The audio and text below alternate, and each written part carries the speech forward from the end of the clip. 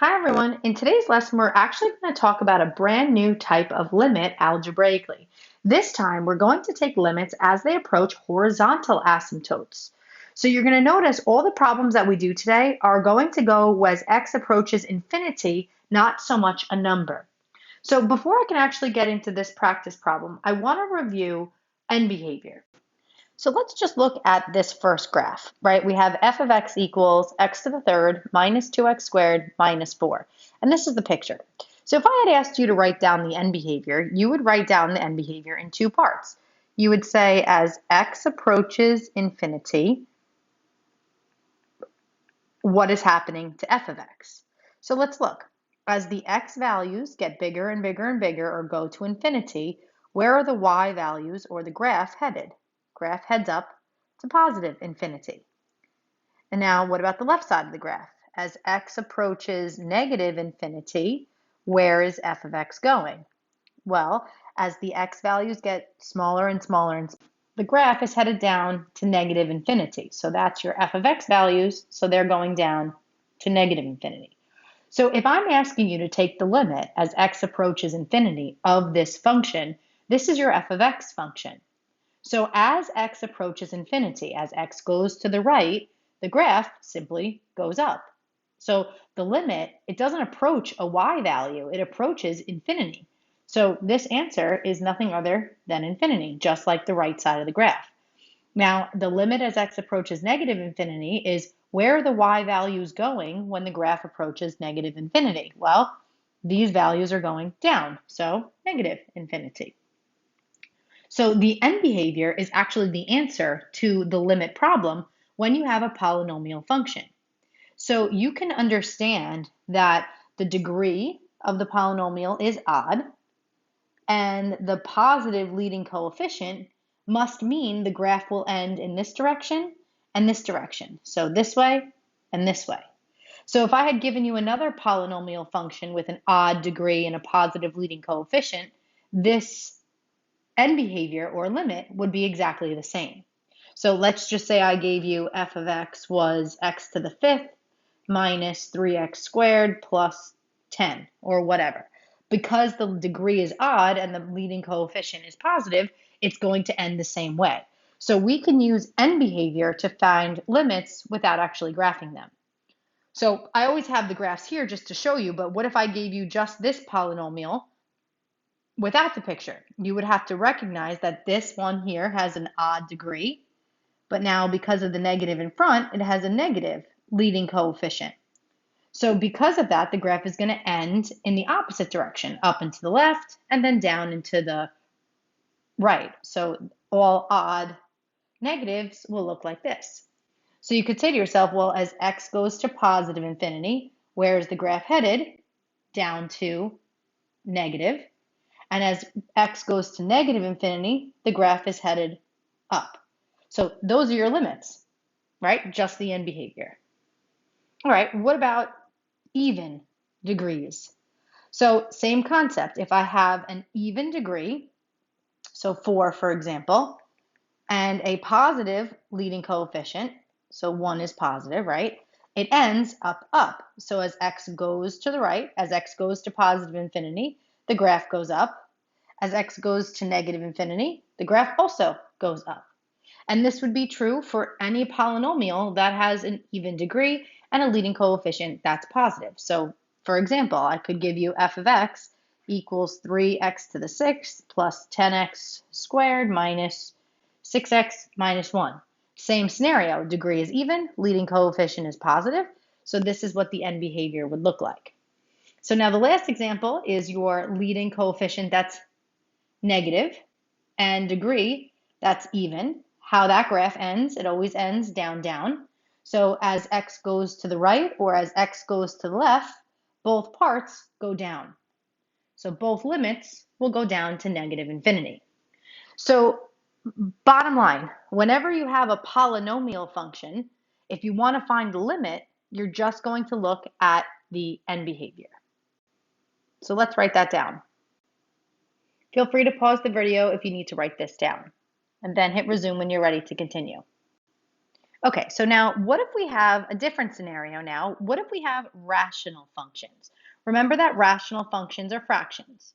So if we want to find the limit as x approaches infinity or negative infinity of these rational functions, we have to follow the three horizontal asymptote rules that you may remember from pre-calc.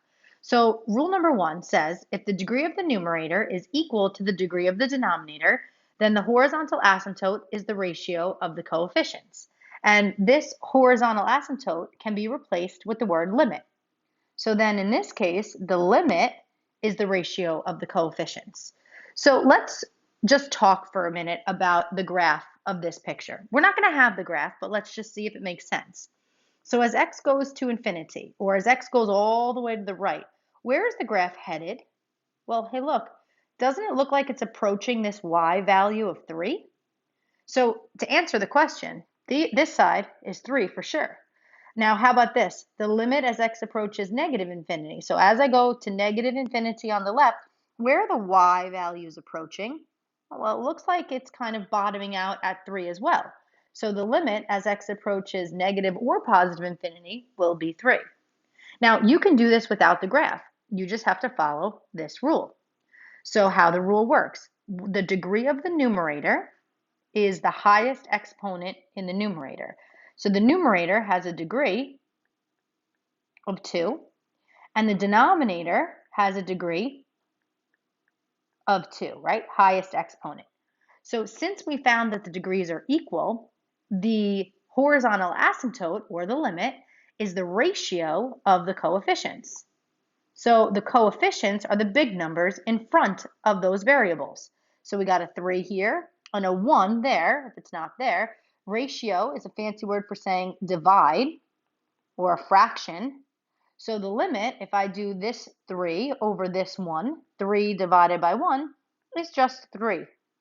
And we could just do that just by looking at the equation. You don't need the graph whatsoever. Okay, rule number 2. If the degree of the numerator is less than the degree of the denominator, then the horizontal asymptote is equal to y equals 0. So the horizontal asymptote in this case is still going to be our limit. So then our limit is going to be y equals 0. So if you look at the graph, obviously as the graph approaches positive infinity and as the graph approaches negative infinity, it looks as though this curve is heading down to an asymptote of 0, y value of 0. So all we would have had to have looked at was the degree. So the degree of the numerator is 1. So degree of the numerator is 1. Degree of the denominator is 2. So the degree of the numerator is clearly less than the degree of the denominator. So when that's the case, all you have to do is say the answer is 0. So all you would have to have done is look at 1 is less than 2, so 0. This one, you would have had to just say the degrees are equal, so it's just 3 over 1, which is 3. Okay, so the last rule. The last rule is if the degree of the numerator is greater than the degree of the denominator. Then that means there is no horizontal asymptote, and the graph will actually approach positive or negative infinity. So in rule number 3, your limit is going to equal positive or negative infinity. So if we look at this first example, this is the graph of this function. And I'm asking you to find the limit as x approaches infinity. So as x goes to the right, it looks like this graph is going down. And as x goes to the left, it also looks like the graph is going down. So the limit as x approaches positive or negative infinity seems to be negative. So the way that we actually do these ones is there's no fancy rule. You're just going to plug in 100 for positive infinity and negative 100 for negative infinity. And you could pick any number you want. You just want to pick a really big number. So I'm choosing 100. I'm sure 50 would work, or 150, or 75. But for round numbers, I'm going to choose 100. So we're going to plug in 100 everywhere we see an x, because this is going to positive infinity. Whatever I do to the bottom for x, I'm going to do the top for x, right? So 100 on the bottom, and then minus 4. Then for this one, for negative infinity, we're going to plug in negative 100.